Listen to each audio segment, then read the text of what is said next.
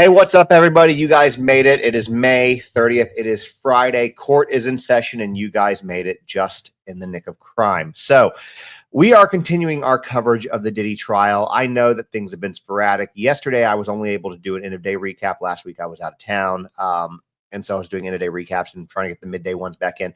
I can't tell you guys enough that what happened yesterday, I can't wait to share the news of what that is. It's going to be a pretty big deal when we can share it, and I don't want to much. I'll leave it at that. But that being said, before we get into the Diddy updates for today, I will tell you Mia is on the stand still. She's the one talking, and her testimony is absolutely heartbreaking. The other thing I'm going to talk to you about real quick is there's another Suge Knight update in regard to this trial, so I'm going to talk to you about that really, really quick. Some stuff the prosecutors are trying to do, and then we're going to get into the meat of the trial, so to speak, of what's been kind of happening today. Now, the other thing that I want to share with you, and I talked about this the last few days, and it's gone off, it's happened. I did that interview with Anna Maria Baralt, who is the spokesperson for the Menendez brothers, or for the family in general. And I don't say this lightly because I've done a lot of interviews with a lot of people who you would know or know their cases or what have you. And I love each and every one of them and appreciate them coming on. I think that these interviews typically all go well, most of the time, at least 90% of the time. But this one yesterday in particular is probably one of the best, most informative ones I have ever done. And it has been uploaded on YouTube for anybody who wants to go see it, just to let you guys know on that. So without further ado, anybody who's coming in on TikTok, please tap that screen. We got to 10,000. I appreciate it. Let's go for 20. If you are watching on Facebook, Insta, TikTok, or YouTube, because we're streaming on all four at the moment, please do me a favor and hit that follow button. It's something free that you can do. It's easy, and it really, really helps support me. And the last two things I will say is if you are coming in late, can't stay for the whole thing, or you want to get the end of the day recap and you won't be able to catch that live, all of these go on YouTube and on Substack, where you can go see or at least either read or watch if you miss it. Now, Suge Knight has been talking quite a bit since he's been out, or he's in prison, but since this has been going on. And just a reminder for those of y'all who might be new to this or don't know the background, Suge Knight, who was the co-founder of Death Row Records, is not a fan of Sean Combs. They have a rivalry that goes back decades, and he's just not a fan. But Suge has kind of been in Diddy's corner a little bit. And I think the reason for that is, as he said, he doesn't think that anybody should go to jail. And he thinks that this is just another example, of a black man getting the shaft. And, here's what I'm going to say. I'm not going to say that it is or it isn't. That's not my place to do that. But I will say, when you look at the Abercrombie guy who had similar charges, he wasn't forced to stay. He wasn't kept on bail. Or he was released, on bail, and now he's not fit to stand trial. So I'm not saying that he's being railroaded because of race one way or the other, but I'm just saying it's a very interesting text, and that's what Suge believes. Again, it's not my place to say that. But now he's trying to give Diddy advice on his trial. Bear in mind that he's serving 28 years for voluntary manslaughter, so I don't know if I would all that good to take that advice, but he has told Diddy that he should take the stand to humanize himself to the jury. And most legal experts think that's a terrible idea. And this is why I'm talking about this, because a lot of y'all keep asking, is Diddy going to take the stand? Is Diddy going to take the stand? Well, I don't know. I would imagine he will, but it's going to be ultimately up to him and his attorneys. But one legal analyst said that it's a really risky move. When the defendant takes the stand, it shifts the whole focus. It stops being about the actual charges and starts being about them as a person. The jury might think, yeah, maybe he's done some bad things, but he really is But is he really a racketeer running a criminal enterprise? Another attorney flat out said it's the most ridiculous thing he could do. The cross-examination would be absolutely brutal. And then another legal expert said that Diddy's legal team is almost certainly telling him not to do it. But of course, at the end of the day, it's Diddy's call. So yeah, taking courtroom advice from Suge Knight might not be the smartest move. Now, before they got into the arguments of today, the testimony of today, the jury was brought into the courtroom, or before they were brought into the courtroom, prosecutors and defense attorneys continue to address some evidentiary matters with the judge. Among these issues that are under discussion were summary charts that prosecutors intend to present later in this trial. These charts would display hotel and flight records that they argue are relevant to the case. The defense has not yet agreed to the use of these materials, and arguments on their admissibility are ongoing. My feeling on this, without having all the information in front of me, is that when you're looking at hotel and flight records, this information, this evidence would be crucial to the trafficking cause. Or the trafficking charges, I should say. So we'll see what happens with that, to be determined. I like to kind of tell you guys those things when it happens, because it might not be a ton of information, but it gives you a little sneak peek into what's upcoming, right? So for just a quick reminder for those of y'all who don't know, the person who has started testifying yesterday is Diddy's former assistant. She alleges that he R'd and controlled her for years. And she has returned to the witness stand this morning, Friday morning, to continue that testimony, and is expected to go through at least the end of today. On Thursday, who, by the way, she's testifying under the pseudonym Mia to protect her identity. And the judge is helping to do that, telling courtroom sketches that they're not allowed to have sketches of her, pictures of her, anything like that. But anything that could really identify her, media is not allowed to use her real name, so just go by Mia. She described in detail multiple instances of SA by Combs. She told the jury about enduring 8 years of what she called a torturous period of working and living in his home between 2009 and 2017. And throughout her many, many hours on the stand, Mia has described feeling trapped under the power of a man prone to violent rages. She concluded yesterday's testimony by telling jurors, I didn't want to testify. Like, she didn't even want to do this. I didn't want to testify because it's the most traumatic. Sorry, she said, quote, I didn't want to testify because it's the most traumatizing thing, the worst thing, the most shameful thing that has happened to me. And so she's expected to continue, or was expected to continue her testimony today, and she is. In my opinion, somebody just said this. In fact, I'm gonna pop this up on the screen for you guys. TikTok, you won't see it, saying another witness that is making a huge impact on the trial, in my opinion. And I would agree.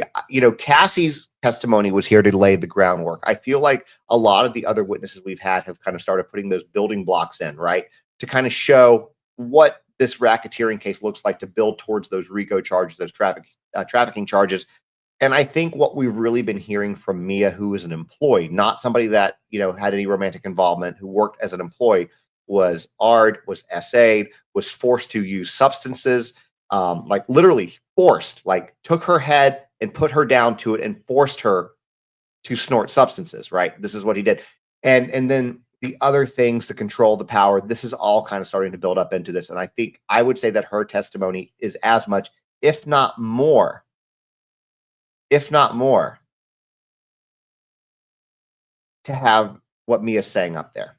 So this witness is incredibly important. So as she took the stand today, the assistant U.S. attorney, Madison Smizer, questioned Mia, right, about text messages she had written to Combs, or sent to Combs, in which she wrote, love you, even after he had SA'd her.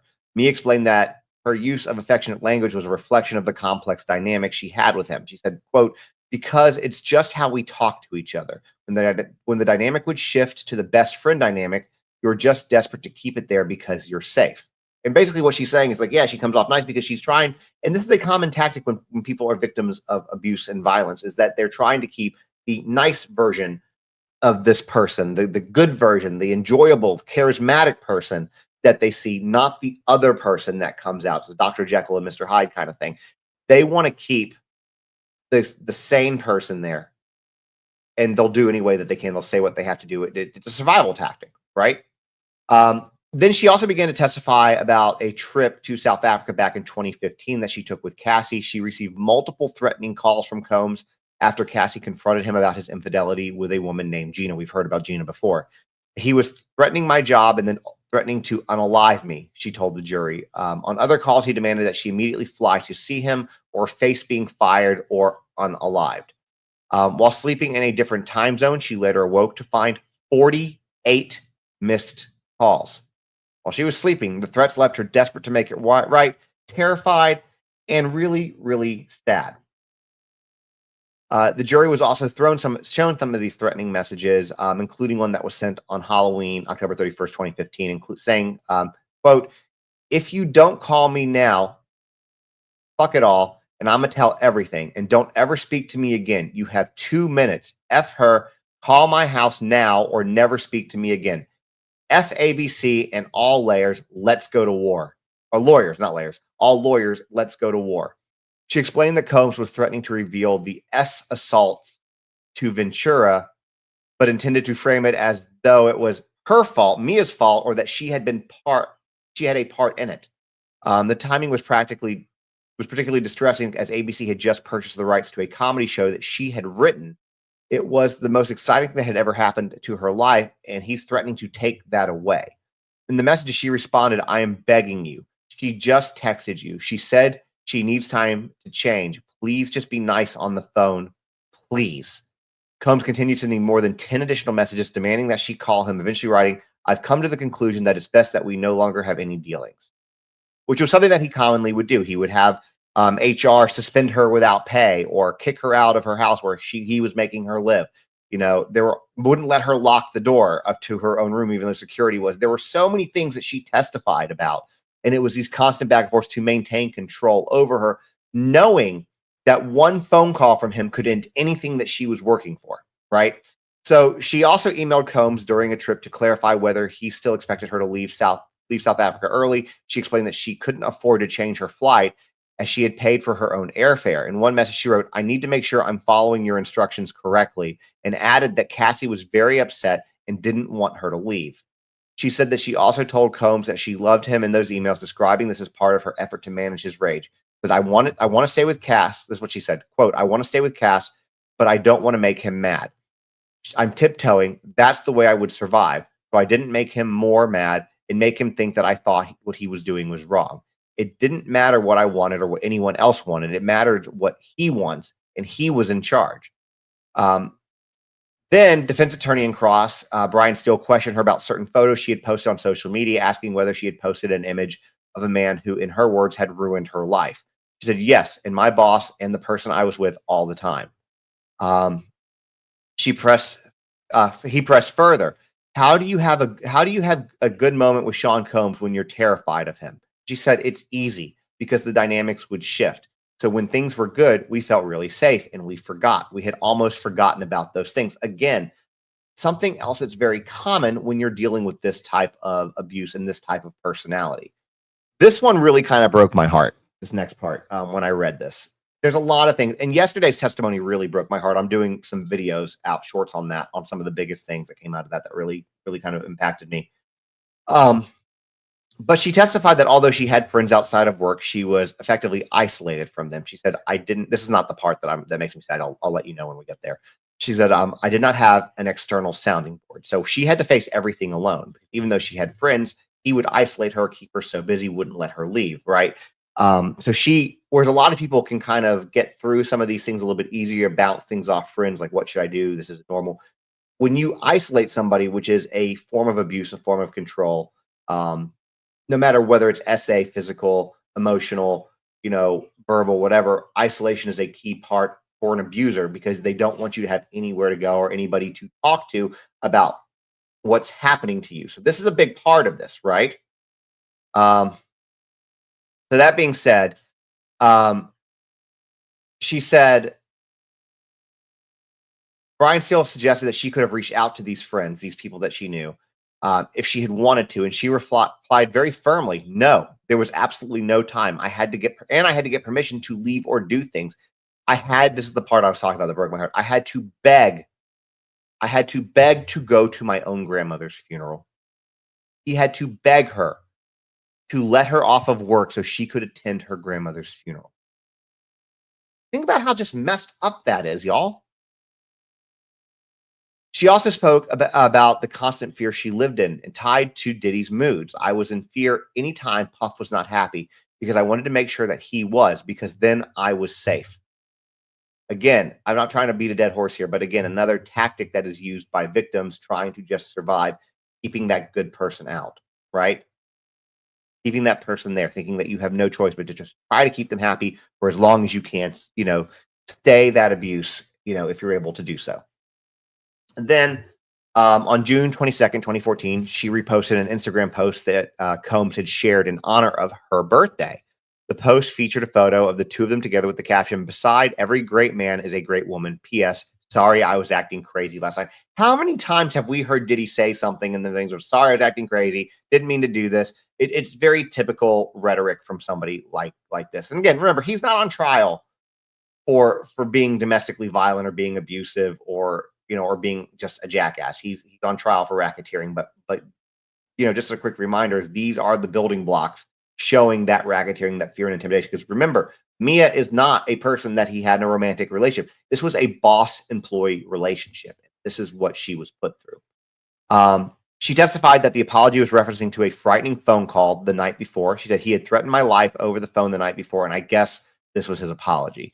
In her repost, she had written, "Nicest caption ever. Thanks, Puff. Love you. You've shown me the world." What is she going to do in that situation? She's going to respond and tell all everything on social media? No, she's not going to do that. She can't do that. She's not in a situation. Defense attorney Brian Steele asked Mia if she reposted this, even though she said Combs had just threatened her life and traumatized her for years. She goes, "Yes, of course." Then apparently Diddy decided to change his birthday one year. She Steele presented another birthday related post that she had shared for him where her caption read, in part, "Happy New Birthday." When asked what that was referred to, she said, "Puff decided to change his birthday that year, so we just promoted it. We just went along with it." When asked why she had made positive posts about him on social media, she explained that the platform was about projecting an image, not reality. Social media was about showing how great your life was, even if it wasn't true, she testified. She added that Combs' fans followed her accounts and she didn't want her family to know what she was going through, referring to the abuse she had described during her testimony. Real quick, before I go into the next section of this, that's something that I just want to address. I think most of y'all know this. For my Insta people who are watching right now, or Facebook people who are watching, even more so than TikTok, Instagram, especially early on in its infancy, in its early days, it was about projecting a lifestyle, showing this perfect world. And how many times, take this case completely out of it, how many times have we heard different stories of people that online their life looked perfect, but next thing you know, she's murdered, he's murdered, they're divorced, this happened, that happened. It's all a facade. A lot of people on Instagram show the perfect sides of themselves and never any of the bad things. That's not an uncommon thing. And frankly, I think that this line of questioning from defense doesn't really help their cause for that reason, because I think that most people know this, especially for the younger jurors, who have grown up with Instagram and who know what this is like, right? So the jury was then shown several photos that Combs had posted on social media. The first image was from January of 13. This was posted on Mia's personal account. The photo showed her holding several bottles of Ciroc vodka. The caption read, what we do when you're not around," and tagged Puff's account. She confirmed to Brian Steele that Combs had already SA'd her and abused her by that point. The jury was also shown two photos from October of 13. One showed Combs at a coffee shop with the caption, "Just the #1 guy on the Forbes list getting me a vanilla latte. No big deal. Regular people shit." Another photo from the same period showed her with Combs, Cassie, and Carrie Morgan at Burning Man. The caption read, "Take me back." And by the way, if you guys were here yesterday, you remember at Burning Man, that's where he literally held her head down and forced her to snort substances. Okay? Just so you know. And Steele pointed out in that photo that she was standing beside him and leaning into him. And he goes, "And he terrorized you, right?" And she said, "Yes." So then they took a short break. Mia resumed to the stand as Brian continued his cross. And she said, "Because of Sean Combs, you suffer a great deal." That's what Steele asked. And she said, "Yes." She testified that she has been unable to work because of severe PTSD. She said, "I would have to leave because I would be triggered by really normal situations with like an overwhelming sense of fear of being in trouble." As an example, she described how even an innocent question like, "Where are you?" could immediately trigger her. In one instance, the person was simply trying to meet her for coffee, but she was flooded with anxiety and fear, terrified that she would have to explain her whereabouts as if she might be in trouble. When asked who caused her to develop those responses, she answered, "Puff." She testified that after Cassie filed her lawsuit against Combs in November of 23, Combs' longtime security guard, known as D-Rock, texted her for the first time in 2 years. And the message read, "A lot has been going on," and D-Rock said he would call her. During the call, D-Rock brought up the lawsuit, saying, quote, "Then he changed it to, yeah, it's real crazy what's going on. Because, like Puff and Cass, they would like fight like a normal couple."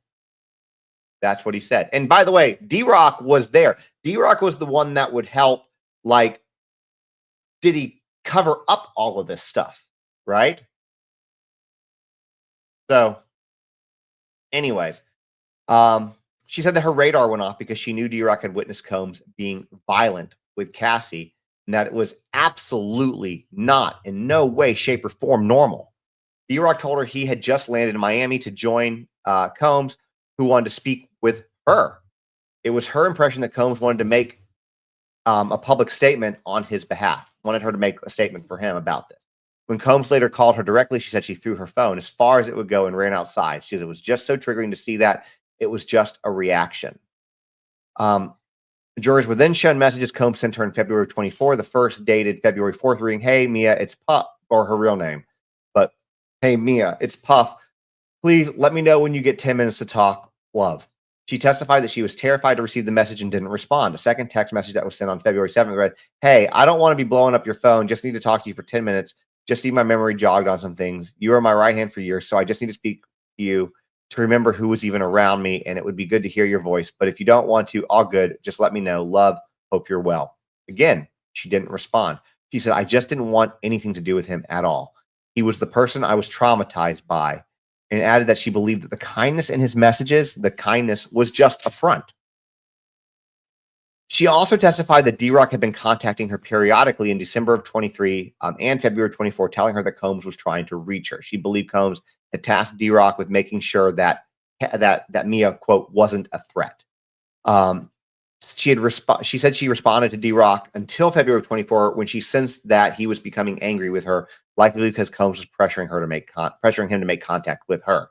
At one point, D-Rock texted, "Can't believe you're not hitting me back," and she replied that she had been scuba diving. When D-Rock asked for her address so he could send her something, she declined. D-Rock responded, "I'm allowed to send my sister a gift." She said that she believed he was trying to send money, and after that exchange, she never spoke to him again. She then testified that the next time she spoke to Combs after reaching a settlement with him, this is kind of jumping back a little bit, the way that they were doing the questioning, was following the death of Kim Porter, who, for those of y'all who most of y'all probably know but might not know, is the mother of his three of his children.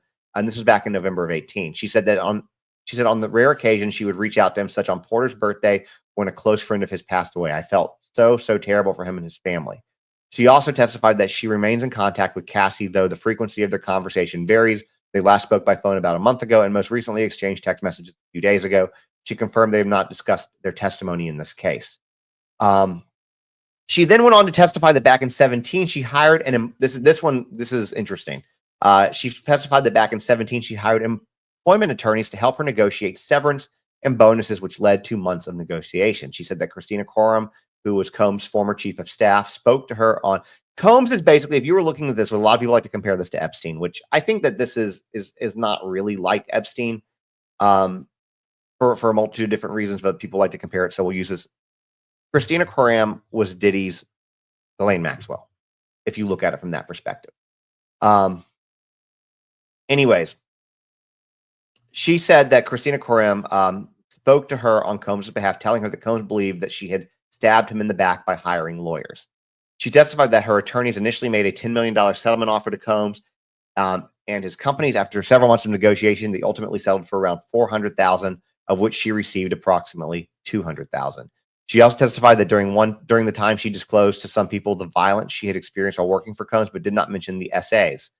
She said, quote, "I would have died with that information if it weren't for this federal criminal case." She would have taken the assaults to her grave.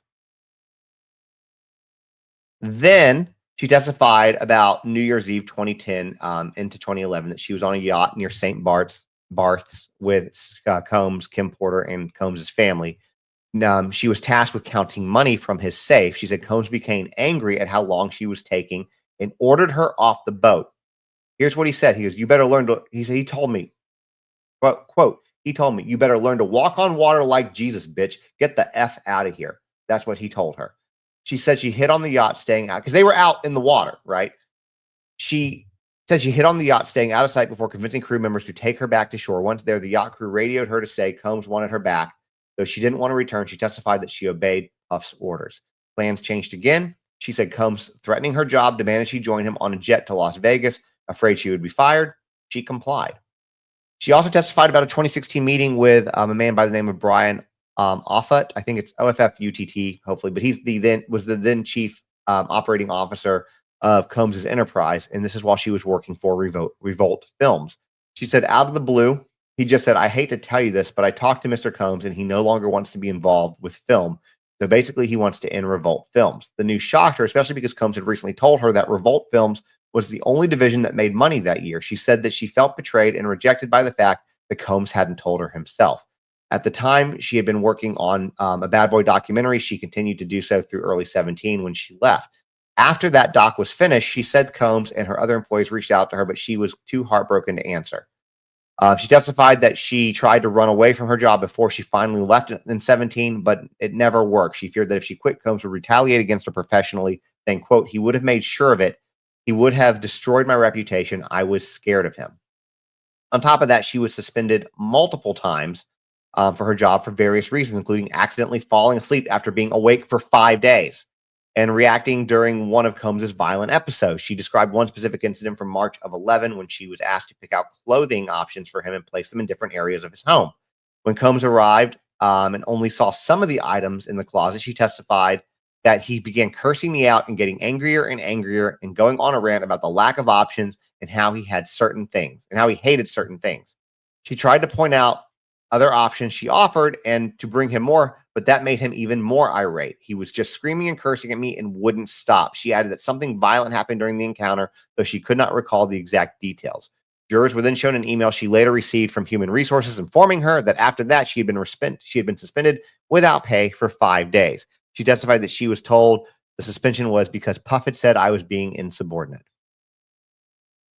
These guys, again, are the building blocks of this RICO case. Now, that being said, that's what we have for the midday update. They are currently back in court. We'll, as soon as court ends for the day, I'll be back with the end of the day recap. Like I said, for everybody, if you came in late for Insta, Facebook, TikTok, this is on YouTube. It is saved that you can go back and watch this midday recap if you came in late. And if you missed the end of the day one, you can watch this one on YouTube as well. But this is what we have for right now. So, of course, as always, drop your thoughts in the comments as you're reading this. If you're watching it later, for YouTube in particular, every comment that comes through, I do read. I get an email for them, so it's easy for me to kind of scan them. I might not respond to everyone, but I do see everyone.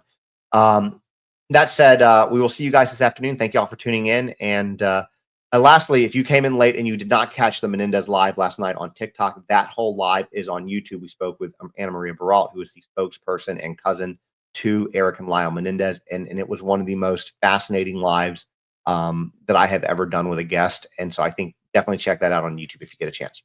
That being said, guys, I'll see you all a little bit later in a few hours. Have a good one.